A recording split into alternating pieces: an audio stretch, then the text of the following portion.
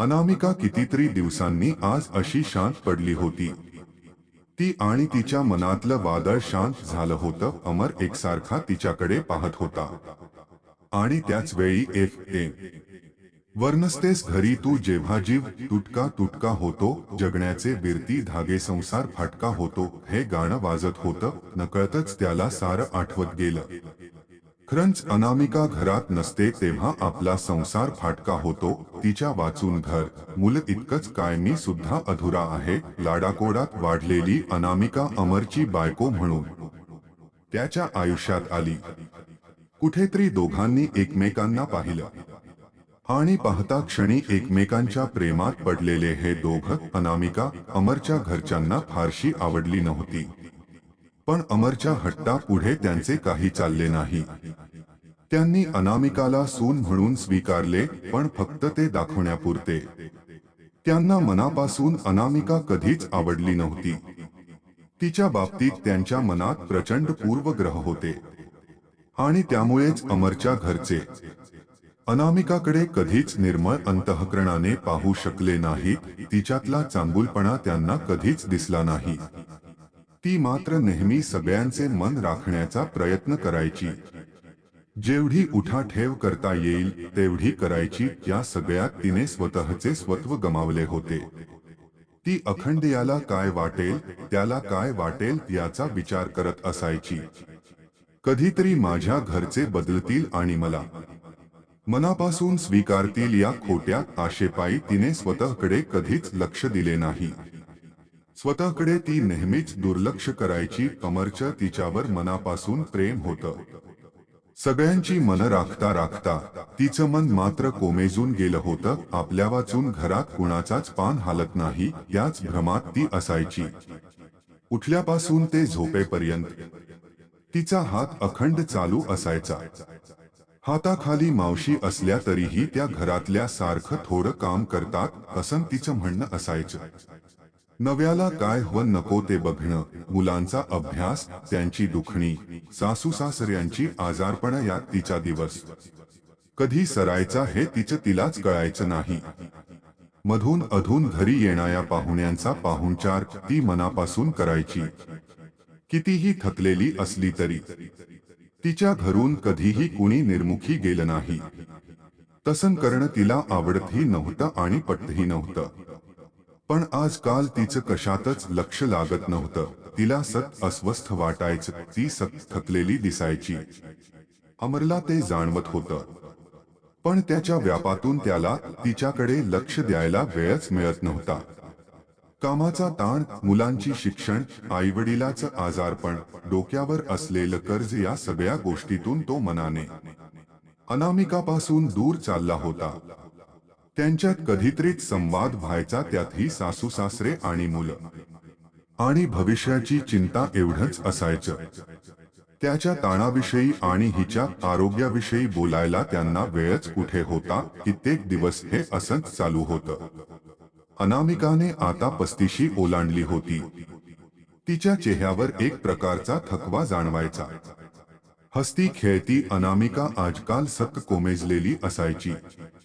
हळूहळू तिचं वजनही घटत चाललं होतं। डोळ्याखाली काळी वर्तुळ आली होती। केसांमध्ये डोक्यावर पांढरी केस डोकावू लागली होती। चेहऱ्यावर सुरकुत्या दिसत होत्या, म्हातारपणाची चिन्ह दुसरं काय। एक दिवस असंच काम चालू असताना ती अचानक कोसळली। मुलांनी फोन करून अमरला पटकन बोलावलं। अमर आला। त्याने अनामिकाला हॉस्पिटलमध्ये नेले। बराच वेळ अनामिका बेशुद्ध होती। खूप साऱ्या तपासण्या करून झाल्या। चागल्या आठवडाभर वेगवेगळ्या तपासण्या करण्यात आल्या आणि अखेर अनामिकाला आतड्याचा कॅन्सर झाला आहे असं डॉक्टरांनी सांगितलं। अमरच्या पोटात तर गोळाच आला। आता कुठे आपला संसार सुरू झालाय आणि अनामिका ही अशी बेडवर पडून आहे, हे त्याला सहन होत नव्हतं। मुलं डोळ्यांपुढे दिसत होती। 4च दिवस झाले अनामिका हॉस्पिटलमध्ये आहे, तर घरात सगळं कसं अस्ताव्यस्त पडलं होतं। किती खरंजना घरातली स्त्री झोपली की सारं घर झोपतं। आज तसंच काहीस झालं होतं. अमरने डॉक्टरांशी बराच वेळ चर्चा केली. डॉक्टर म्हणाले, आता कुठे सुरुवात झाली आहे? फर्स्ट स्टेजचा कॅन्सर आहे. आपण चांगल्यातले चांगले उपचार करू आणि अनामिका बरं करू. डॉक्टर शहा हे अमरच्या वडिलांचे वर्गमित्र होते. त्यामुळे त्यांनी अमरला बराच धीर दिला. घरदार, शेती जे काही असेल ते सगळं विकायला लागलं तरी चालेल, पण माझ्या अनामिकाला बरं करा. हात जोडून अमर डॉक्टरांना वारंवार विनवण्या करत होता. अनामिकाची खरी किंमत त्याला आता कळत होती. अनामिकाला असम झोपून राहिलेले त्याने कधीच पाहिलं नव्हतं. अनामिका म्हणजे उत्साहाचा अखंड झरा, सत्य वाहणारा, तो ऑफिसमधून घरी आल्यावर त्याचं हसून स्वागत करणारी, पाण्याचा ग्लास पुढे करणारी. अनामिका त्याच्या डोळ्यासमोरून जात नव्हती. ती हसरी अनामिका अमरला परत हवी होती. त्या हसण्यावरच तर भाळला होता अमर. तिच्या गालावरची खळी त्याला वेडावून सोडायची. तिच्या डोळ्यातली चमक त्याला फार आवडायची. आज तेच डोळे निस्तेज झाले होते आणि हसणं तर जणू कुठेतरी हरवून बसलं होतं. डोळ्यात येणारं पाणी पुस्तक अनामिकाला लवकर बरकर म्हणून देवासमोर तो हात जोडत होता. अखेर अनामिका शुद्धीवर आली. तिने एकदाच अमरकडे पाहिले आणि अमरच्या जीवात जीव आला. त्याच्या अंगात 10 हत्तींचं बळ संचारलं. अनामिकाने क्षणभर त्याच्याकडे पाहिलं आणि तिला पुन्हा ग्लानी आली. डॉक्टरांनी लगेचच पुढच्या काही तपासण्या केल्या आणि अनामिकावर उपचार करायला सुरुवात केली. अनामिकाला या सगळ्या गोष्टी तिच्या कलाने सांगणे फार गरजेचे होते. डॉक्टरांनी सांगितले, आता आपण तिला थोडं बरं वाटू देऊ, तिला घरी जाऊ द्या, घरात मुलांमध्ये तिला थोडं रमू द्या, मग पुढच्या आठवड्यात चेकअप साठी घेऊन या.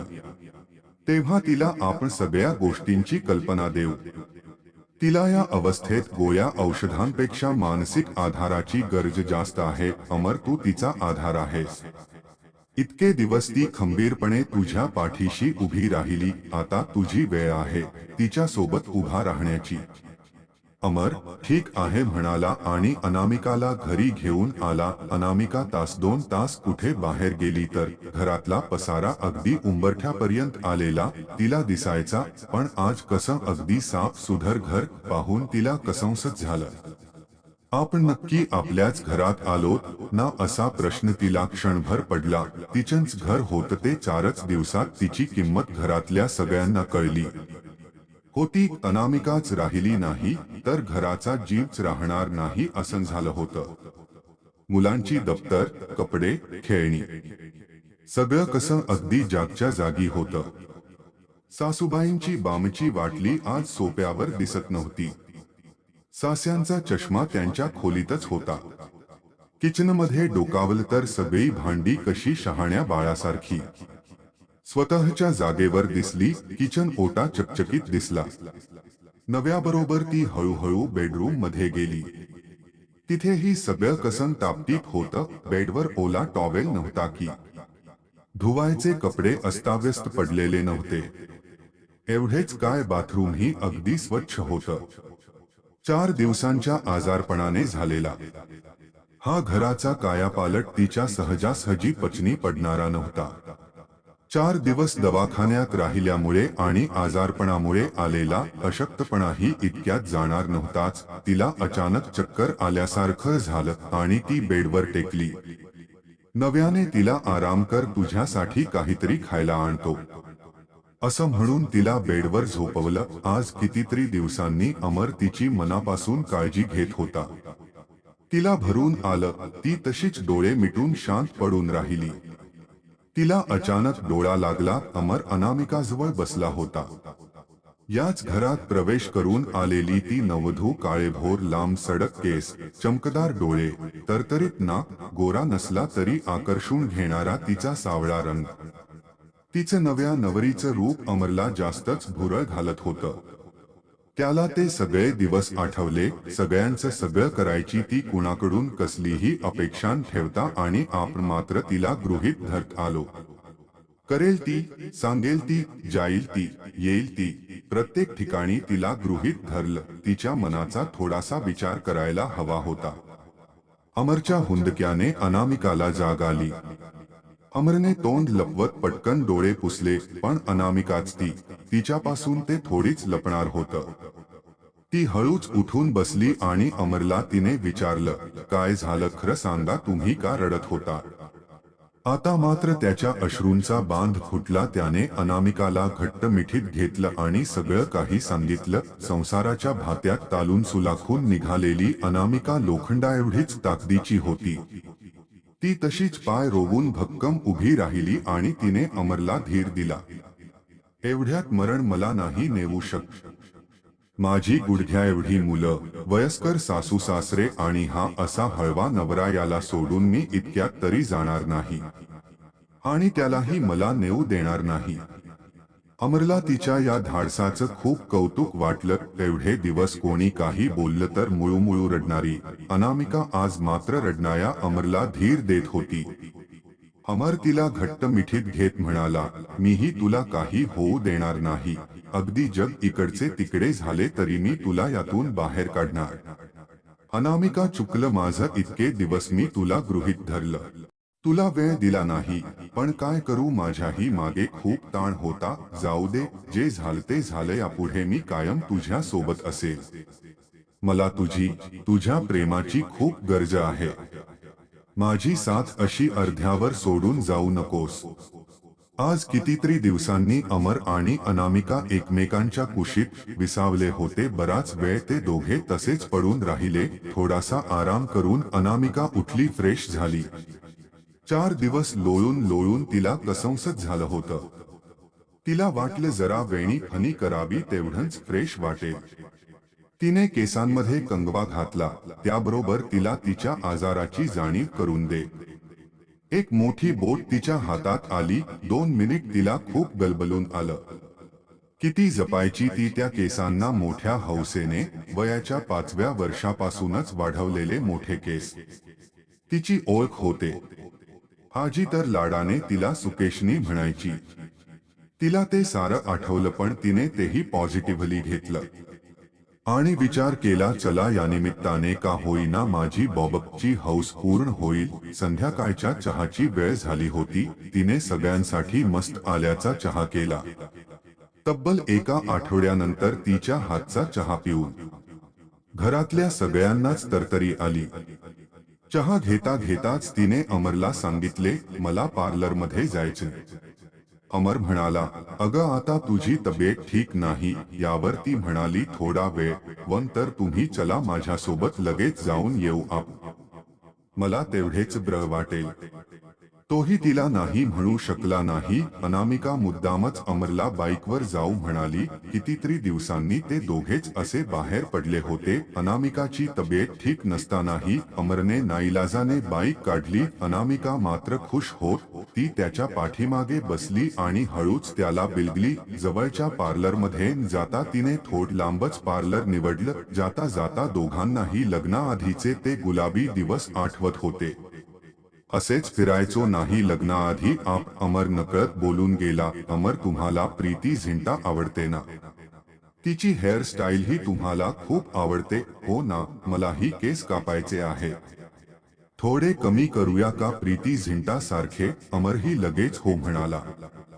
ती पार्लरमध्ये गेली आणि छान बॉब कट करून बाहेर आली. लांब सडक केसांच्या अनामिकाच्या प्रेमात जसा अमर पडला होता, तसाच पुन्हा एकदा तो तिच्या या रूपावरही भाळला.